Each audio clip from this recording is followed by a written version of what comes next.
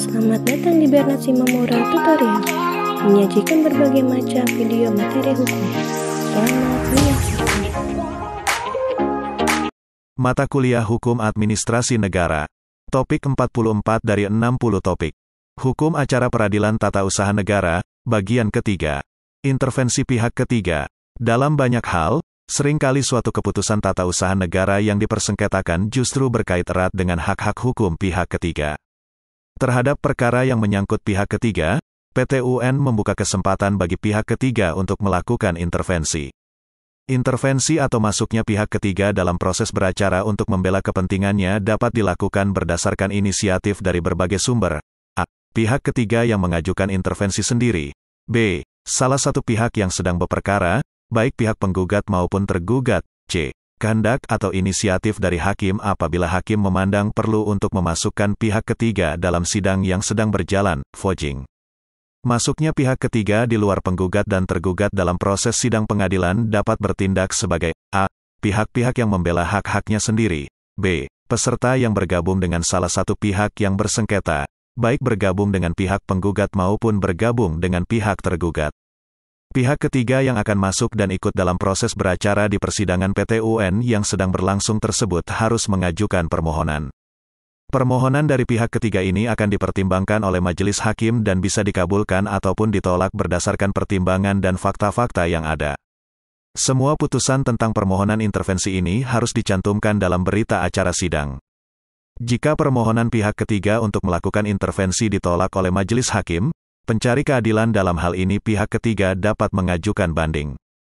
Akan tetapi, berdasarkan pasal 83 ayat 3 Undang-Undang Nomor 5 Tahun 1986, harus dilakukan bersama-sama dengan banding atas pokok sengketa. Sidang utama.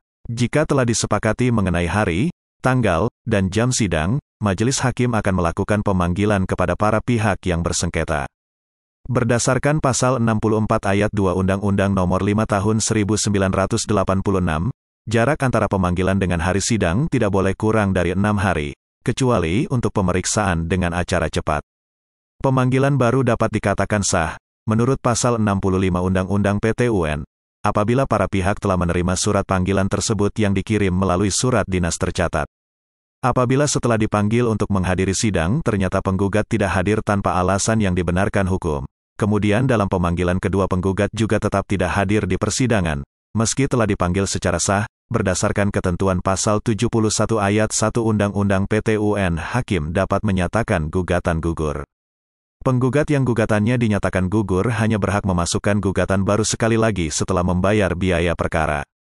Jika tergugat atau kuasanya tidak hadir di persidangan 2 kali berturut-turut atau tidak menanggapi tanpa alasan, berdasarkan ketentuan pasal 72 Undang-Undang PT UN, majelis hakim akan meminta atasan tergugat melalui surat penetapan untuk memerintahkan tergugat hadir dalam sidang. Apabila setelah lewat waktu 2 bulan dan setelah dikirimnya surat penetapan tersebut tergugat tetap tidak hadir dan tidak ada berita dari atasan tergugat, hakim dapat melanjutkan sidang tanpa hadirnya tergugat. Apabila tergugat jumlahnya lebih dari 1 dan ada yang hadir serta ada yang tidak hadir, menurut pasal 73 ayat 1 Undang-Undang PT UN, hakim dapat menunda sidang dan tergugat yang tak hadir akan dipanggil sekali lagi. Apabila setelah dipanggil ternyata tergugat tetap tidak hadir pada sidang berikutnya, hakim dapat menjalankan sidang tanpa kehadiran tergugat yang tidak hadir tersebut. Jika penggugat ataupun tergugat telah hadir semua, hakim ketua sidang dapat membuka sidang dan menyatakan sidang terbuka untuk umum. Dalam hal tertentu, hakim dapat menyatakan sidang tertutup untuk umum apabila perkara yang akan disidangkan tersebut menyangkut ketertiban umum atau keselamatan negara. Apabila tidak ada alasan untuk menyatakan sidang tertutup untuk umum dan hakim lalai menyatakan sidang terbuka untuk umum, sidang tersebut diancam batal putusannya. Setelah sidang dibuka, acara pertama adalah pembacaan surat gugat oleh hakim ketua majelis sidang.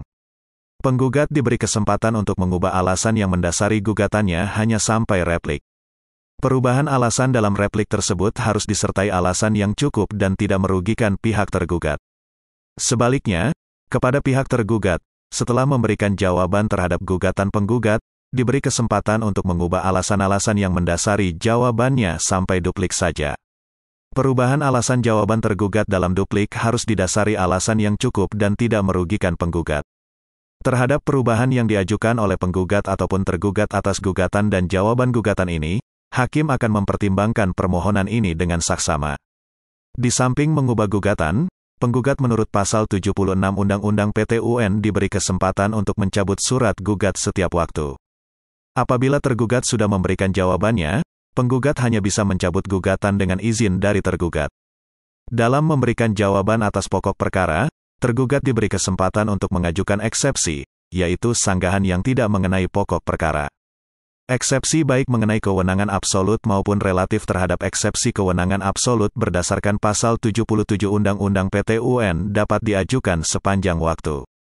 Meskipun tidak ada eksepsi, hakim berdasarkan jabatannya bisa menyatakan PT-UN tidak berwenang apabila diketahui dasar-dasar yang menguatkan pendapatnya itu. Eksepsi terhadap kewenangan relatif hanya dapat diajukan sebelum tergugat mengajukan jawaban atas surat gugat dan akan diputus sebelum pokok sengketa diputus, sedangkan eksepsi lainnya diputus bersama putusan pokok perkara. Setelah para pihak selesai melakukan jawab atas surat gugat, acara berikutnya adalah pembuktian atas bukti-bukti yang dimiliki dan diajukan penggugat ataupun tergugat. Pembuktian. Alat bukti. Dalam proses pembuktian, yang mendapat kesempatan untuk membuktikan adalah pihak penggugat terlebih dulu, selanjutnya adalah pihak tergugat. Dalam sistem PT-UN masalah pembuktian, alat bukti yang dapat digunakan ditentukan jenis-jenisnya. Hal ini sebagaimana diatur dalam pasal 100 Undang-Undang PT-UN, a. Surat atau tulisan, b. Keterangan ahli, c. Keterangan saksi, d. Pengakuan para pihak, e. Pengetahuan hakim.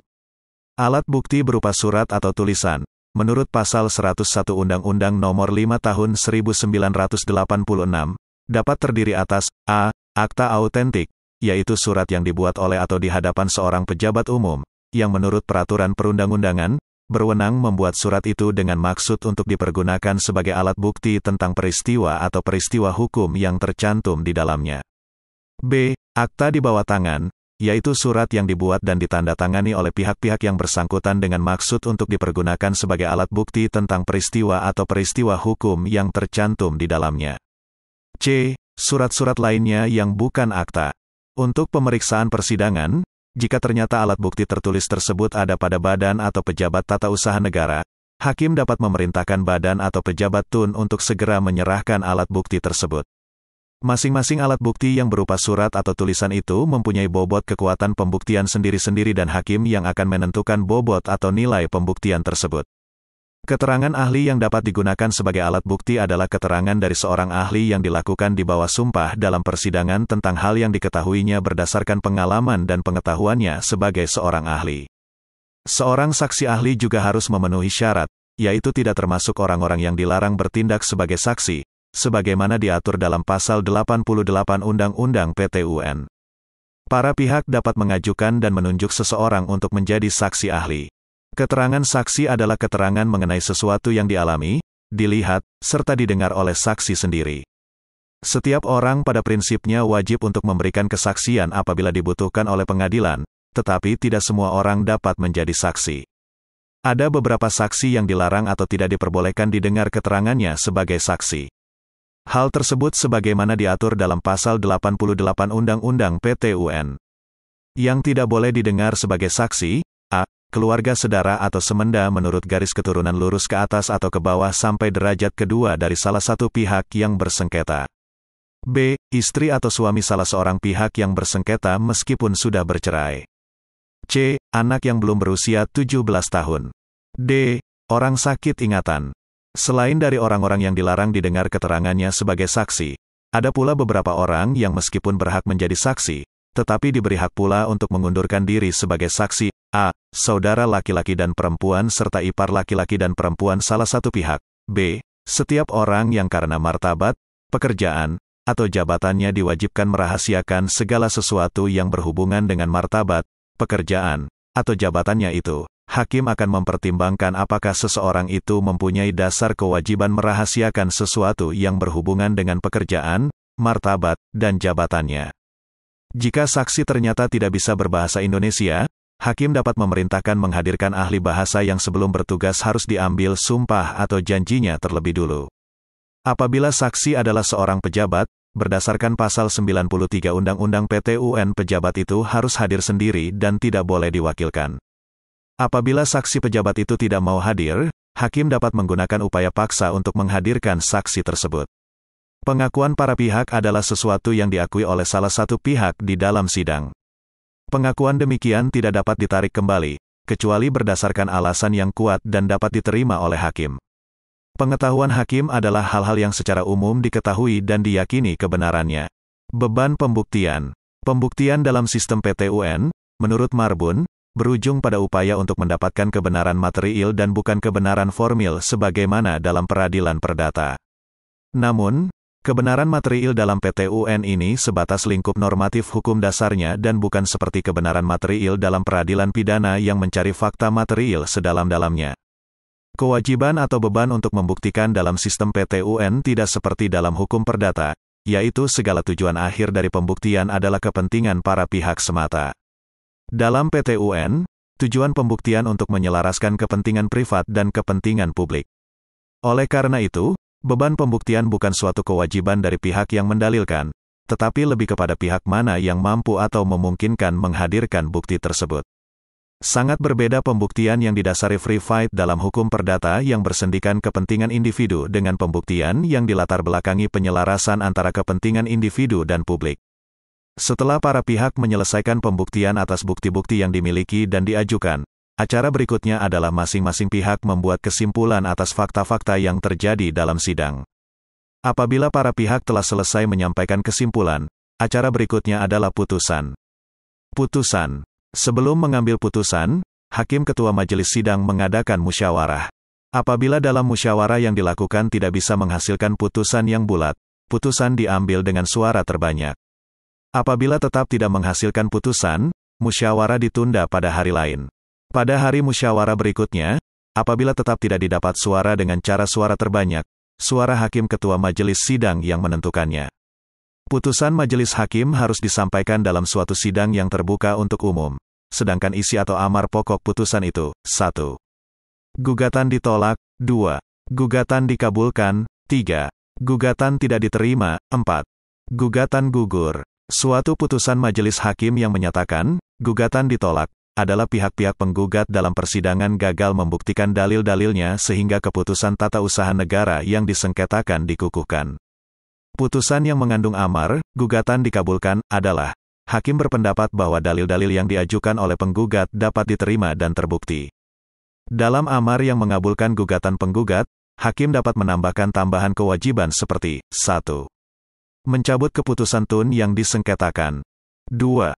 Mencabut keputusan tun yang disengketakan dan menerbitkan keputusan yang baru. 3. Penerbitan keputusan tun dalam hal gugatan didasarkan pada Pasal 3 Undang-Undang Nomor 5 Tahun 1986. 4. Khusus dalam hal masalah kepegawaian, dapat pula ditambahkan ganti rugi, rehabilitasi, ataupun kompensasi. Putusan yang mengandung amar gugatan dinyatakan tidak diterima apabila dalam pemeriksaan ternyata penggugat tidak memenuhi syarat formal sebuah surat gugat PT-UN. Putusan yang mengandung amar gugatan gugur apabila penggugat setelah diperingatkan dan dipanggil secara patut tetap tidak memenuhi prosedur hukum acara pada PT-UN. Suatu putusan majelis hakim harus memenuhi persyaratan formil.